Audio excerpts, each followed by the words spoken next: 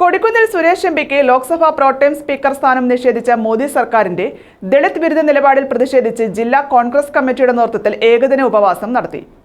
കൊല്ലം ചിന്നക്കടയിൽ നടന്ന ഉപവാസ സമരം KPCC രാഷ്ട്രീയ കാര്യസമിതി അംഗം VS ശിവകുമാർ ഉദ്ഘാടനം ചെയ്തു. 8ാം തവണയും പാർലമെന്റിലെത്തിയ കോൺഗ്രസ് എംപിയായ കൊടിക്കുന്നിൽ സുരേഷിനെ പ്രോട്ടേം സ്പീക്കറാക്കാതെ ഒഡീഷയിൽ നിന്നുള്ള BJP MP ഭർതൃഹരി മഹതാബിനെ നിയമിച്ചതിനെതിരെയാണ് ജില്ലാ കോൺഗ്രസ് കമ്മിറ്റിയുടെ നേതൃത്വത്തിൽ ഉപവാസ സമരം സംഘടിപ്പിച്ചത്.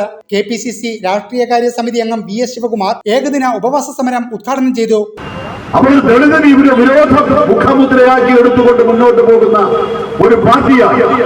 BJP മാറി, നരേന്ദ്രമോദി മാറി, ജനാധിപത്യത്തെയും ജനവിധിയെയും കീഴ്വഴക്കങ്ങളെയും വെല്ലുവിളിച്ചുകൊണ്ട് മുന്നോട്ട് പോയാൽ ഞാനൊരു കാര്യം പറയാൻ ആഗ്രഹിക്കുന്നു.